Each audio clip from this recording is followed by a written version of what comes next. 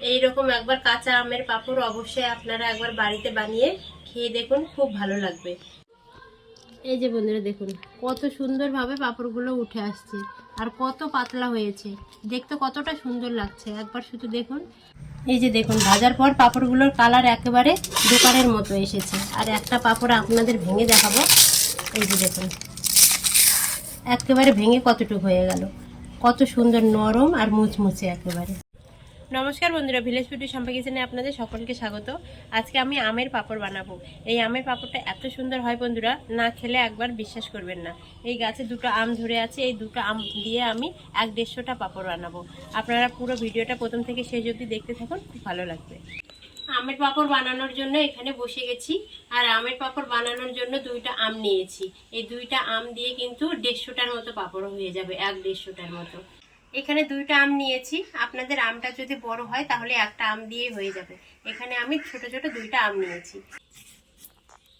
আমগুলো ভালো করে ছুলে নেব।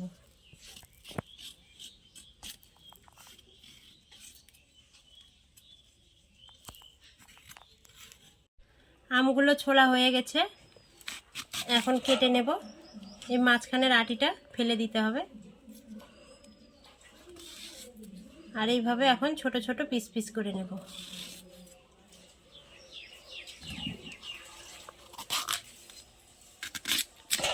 এইভাবে ছোট ছোট পিস করে নেব। আম দুটোকে কেটে ভালো করে ধুয়ে নিয়েছি। এখন উনুনটা ধরিয়ে নেব। উনুনটা ধরিয়ে নিয়েছি, এখন কড়াইয়ে জল দিয়ে দেব। আমটা সেদ্ধ করার জন্য এখানে আমি 1 বাটি জল দিয়ে দিলাম। এখন আমগুলো দিয়ে দেব।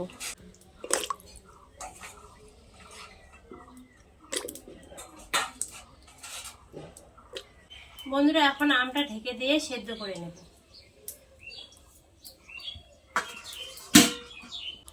এদিকে আমটা সেদ্ধ হোক, আর এইদিকে আমি 200 গ্রাম সাবু ভিজিয়ে রেখেছিলাম 15-20 মিনিট আগে। এখন এই সাবুটা মিক্সিতে পেস্ট করে নেব।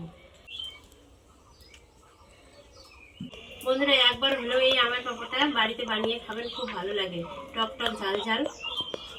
এই সাবুটা এখন মিক্সির মধ্যে নিয়ে নেব।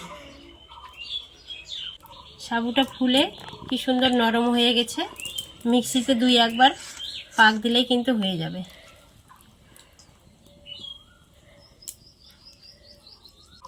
এখানে আর 1 বাটি এখন জল দিয়ে দেব।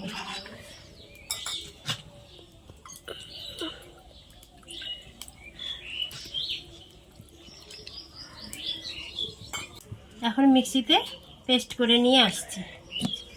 এদিকে আমটা সেদ্ধ হয়ে গেছে। আমটা সেদ্ধ হতে কিন্তু খুব একটা বেশি সময় লাগে না, অল্প সময়ে আমটা সেদ্ধ হয়ে যায়।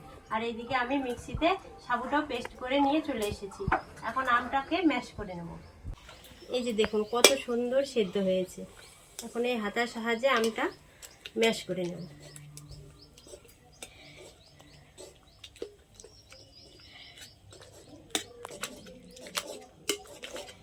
কত সুন্দর ম্যাশ হয়ে যাচ্ছে আমটা,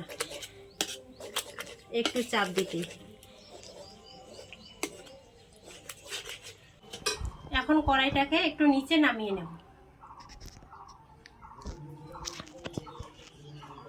এই যে দেখুন আমটা কি সুন্দর ম্যাশ হয়ে গেছে। এখন এই আমের মধ্যে সাবুর পেস্টটা দিয়ে দেব। এই যে দেখুন কত সুন্দর একটা স্মুথ ব্যাটার তৈরি হয়েছে। এটা এখন দিয়ে দেব।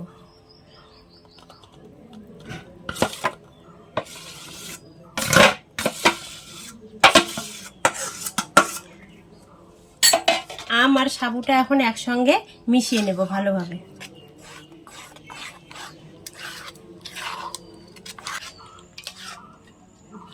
এই পাঁপড়টা খেতে যা লাগে না বন্ধুরা, একবার শুধু বানিয়ে বাড়িতে খেয়ে দেখবেন, বারবার বানাতে চাইবেন।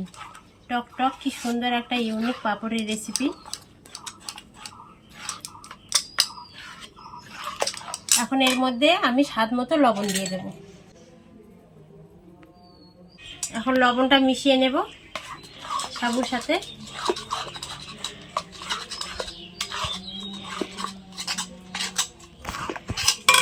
আর এখন এর মধ্যে আমি জল দিয়ে দেব। আগে 2 বাটি জল দিয়েছি, এখন 3 বাটি, 4 বাটি, 5 বাটি, 6 বাটি, টোটাল মোট হলো 6 বাটি জল। এখন একটু মিশিয়ে নেব ভালো করে। বন্ধুরা জলটা খুব একটা বেশিও দেবেন না, খুব একটা বেশি জল দিলে আবার অনেকক্ষণ ধরে জ্বালাতে হবে শুকানোর জন্য। মিডিয়াম মাপ মতো জল দেবেন, তাহলে কিন্তু তাড়াতাড়ি পাঁপড়টা বানানো হয়ে যাবে।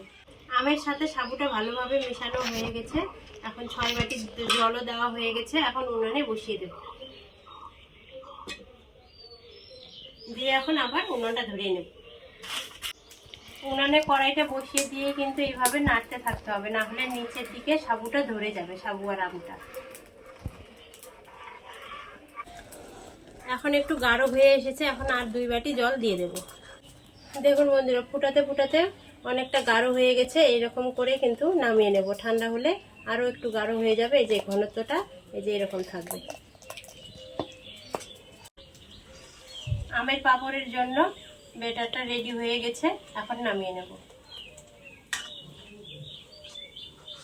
ঠান্ডা করার জন্য এখন গামলাতে ঢেলে নেব, তাহলে তাড়াতাড়ি ঠান্ডা হয়ে যাবে। কড়াইটা গরম আছে, গামলাতে ঢেলে নিলে তাড়াতাড়ি ঠান্ডা হয়ে যাবে। একটুখানি সাবু আর 2টা আম দিয়ে দেখুন কতগুলো পাঁপড়ের জন্য ব্যাটার তৈরি হয়ে গেল।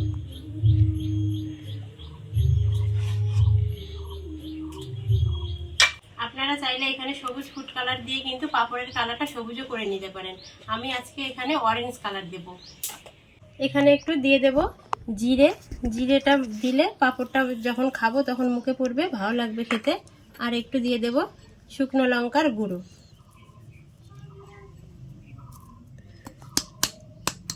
পাঁপড়টা একটু ঝাল ঝাল হবে, টক টক হবে, খেতে খুব সুন্দর লাগবে। এখন এগুলো সবগুলো ভালোভাবে মিশিয়ে নেব। এখানে সামান্য পরিমাণে দিয়ে দেব একটু অরেঞ্জ ফুড কালার। আপনারা চাইলে কিন্তু এটা স্কিপও করে যেতে পারেন, নাও দিতে পারেন। দেখুন বন্ধুরা, কত সুন্দর, একটুখানি দিতেই কালারটা চলে এলো, আর দেখতেও কতটা সুন্দর লাগছে। ভালোভাবে মিশিয়ে নিয়েছি, কালারের সাথে কত সুন্দর লাগছে, কালারটা এসেছে দেখুন। আর একটু ঠান্ডা করে নেব। বন্ধুরা, আপনারা এই পাঁপড়টা কোনো রকম রোদে দেওয়ার ঝামেলা ছাড়াই কিন্তু বাড়িতে বানাতে পারবেন। কোনো রোদেও দিতে হবে না, ফ্যানের মধ্যে দিলেও শুকিয়ে যাবে, আবার ছায়া জায়গাও মেলে দিলেও কিন্তু শুকিয়ে যাবে। আমি এই রান্নাঘরের মধ্যেই একটা তিরপল পেতে নিয়েছি, এখানে আমি পাঁপড়টা এখন দিয়ে দেবো। আমি তিরপলটা একটু মুছে নেব।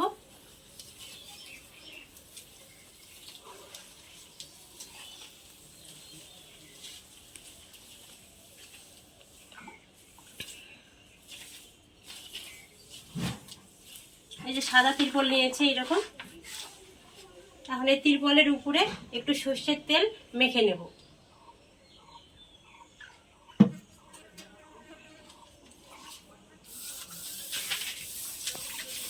তাহলে পাঁপড়গুলো কিন্তু ভালোভাবে উঠে আসবে।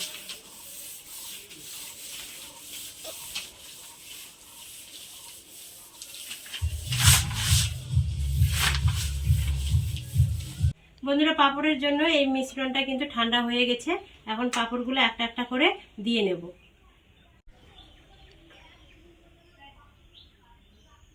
আপনারা পাঁপড়ের যেরকম সাইজ করবেন, বড় ছোট সেইভাবে দিয়ে দেবেন।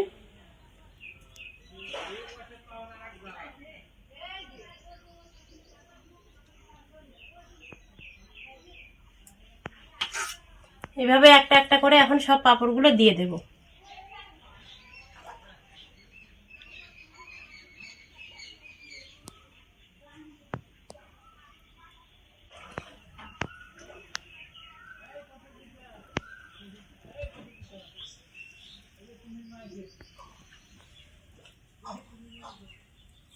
এই হালকা হালকা রোদ্দুর আসছে রান্নাঘরের মধ্যে, এই রোদ্দুরের তাপে কিন্তু শুকিয়ে যাবে পাঁপড়গুলো।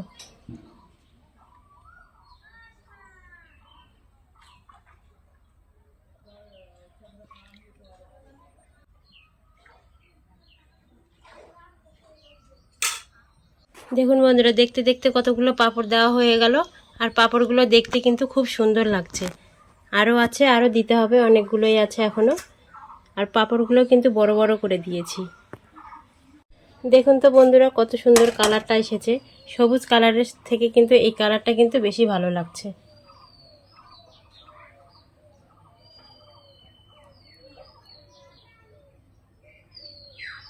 বেশি পাতলাও করব না, বেশি মোটাও করব না, এই যে এইভাবে দিয়ে তুলে নিতে হবে। ছোট ছোট করলে কিন্তু অনেকগুলো পাঁপড় হতো, বড় বড় করে দিয়েছি তাই কম দেখা যাচ্ছে।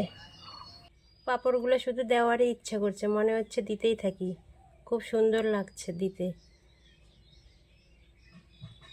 একটু কয় পাক দিলেই কিন্তু দেখুন পাঁপড় রেডি হয়ে যাচ্ছে।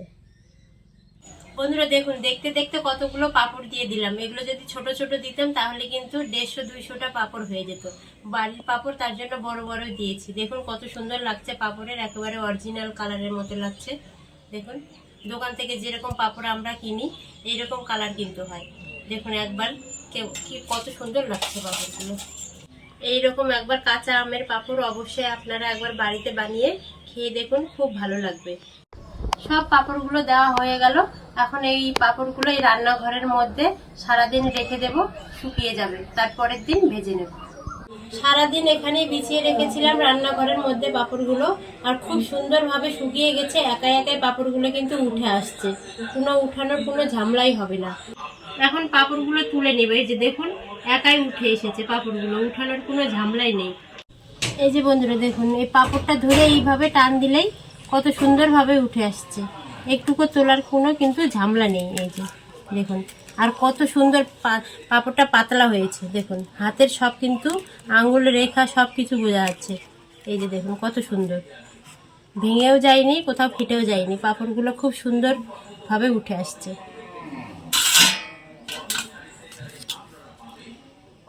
এইভাবে এখন সব পাঁপড়গুলো তুলে নেব। দেখুন অল্প খরচে কতগুলো দোকানের মতো পাঁপড় হয়ে গেছে। একেবারে দোকানে যেরকম আমরা পাঁপড়গুলো কিনতে পাই সেই রকমই কিন্তু পাঁপড়গুলোর কালার এসেছে, কত সুন্দর। এখন সব পাঁপড়গুলো তুলে নেব একটা একটা করে। দেখুন কত সুন্দরভাবে উঠে আসছে।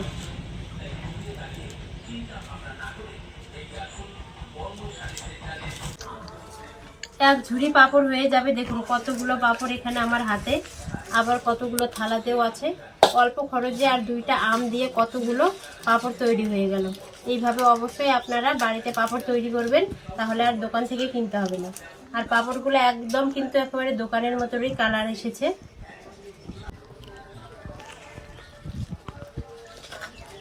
থালায় ধরছে না পাঁপড়।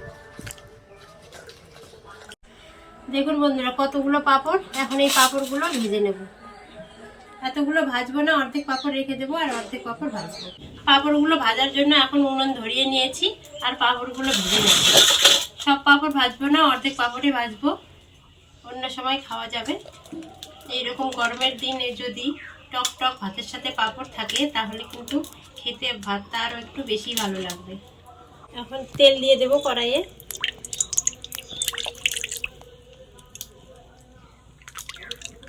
এখন একটা একটা করে পাঁপড় দিয়ে ভেজে নেব। পাঁপড়টা দেওয়া মাত্রই ফুলে উঠছে, কিন্তু একটুকু সময় লাগছে না, কয়েক সেকেন্ডেই হয়ে যাচ্ছে।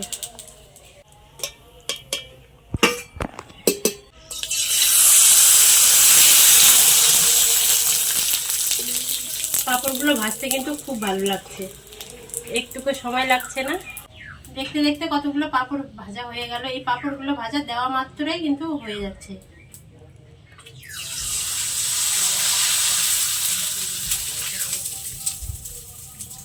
বন্ধুরা আর এই পাঁপড়গুলো খুব নরম, একটু চাপ দিলেই কিন্তু গুঁড়ো গুঁড়ো হয়ে যাচ্ছে। আপনারা এইরকম অবশ্যই বাড়িতে আমের পাঁপড় বানিয়ে খাবেন এই গরমে, খেতে কিন্তু খুব ভালো লাগবে, আর টক খাওয়াও কিন্তু খুব ভালো। এই যে দেখুন ভাজার পর পাঁপড়গুলোর কালার একেবারে দোকানের মতো এসেছে। আর একটা পাঁপড় আপনাদের ভেঙে দেখাবো। এই যে দেখুন একেবারে ভেঙে কতটুকু হয়ে গেল, কত সুন্দর নরম আর মুচমুচে একেবারে। একটা পাঁপড় খেয়ে দেখবো কেমন হয়েছে।